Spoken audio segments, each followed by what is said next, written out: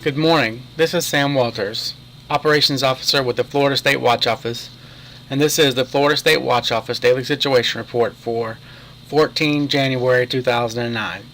The State Emergency Operations Center is currently a Level 3 or monitoring activation status.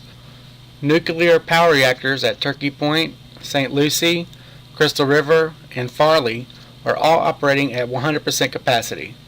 All major airports and seaports are reporting no major issues at this time.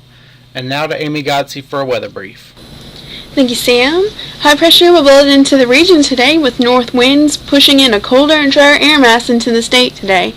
A lingering weak frontal boundary over South Florida this morning will produce a few isolated showers, but it is expected to shift offshore and stall over the Florida Straits this afternoon with clearing conditions coming for the state. Mostly sunny skies are expected for the remainder of the state. However, despite mostly clear skies, afternoon maximum temperatures will be about 5 to 10 degrees below normal, with overnight lows about 10 to 15 degrees below normal tonight. Very dry air will settle in across much of the state today and Thursday, creating favorable conditions for the ignition and rapid spread of wildfires. Red flag warnings are in effect this afternoon for the entire Florida Panhandle and Big Bend, as well as inland and western counties in the Florida Peninsula due to expected long durations of low humidity this afternoon. Red flag conditions appear likely again Thursday afternoon, and fire weather watches are in effect for much of the state. Light winds and clear skies tonight will allow temperatures to fall fairly rapidly after sunset. Sub-freezing temperatures are expected late tonight into Thursday morning for many areas north of Ocala and Brooksville, and freeze and hard freeze warnings are in effect for the Nature Coast and northeast Florida Peninsula. Patchy frost is also possible north of I-4, and frost advisories are in effect for east central Florida counties along the I-4 corridor. A strong Arctic cold front will sweep through the state on Thursday, bringing a shot of even colder air to the state for Thursday and Thursday night.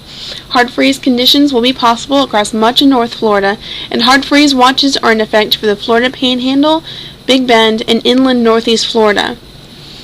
Sub-freezing conditions will also be possible across coastal northeast Florida and central Florida locations north of I-4, and freeze watches are in effect for those areas for Thursday night. For drought conditions, the statewide Keach-Byram Drought Index average for the state of Florida is now 533 on a scale of 0 to 800. KBDI values across many North Florida and northern central Florida counties have decreased slightly due to recent rainfall, but only by small amounts.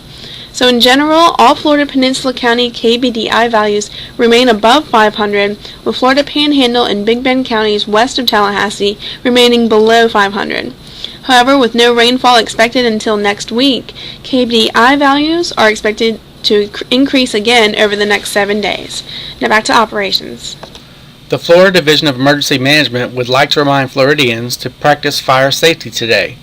With developing drought conditions in the Florida Peninsula and favorable atmospheric conditions for the spread of wildfires statewide, residents should properly extinguish all open flames, including cigarettes and campfires.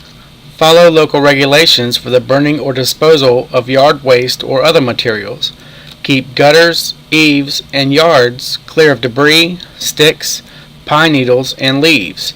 Indoor fire safety with space heaters is also important during the cold weather season. For fire safety tips, visit www.firewise.org.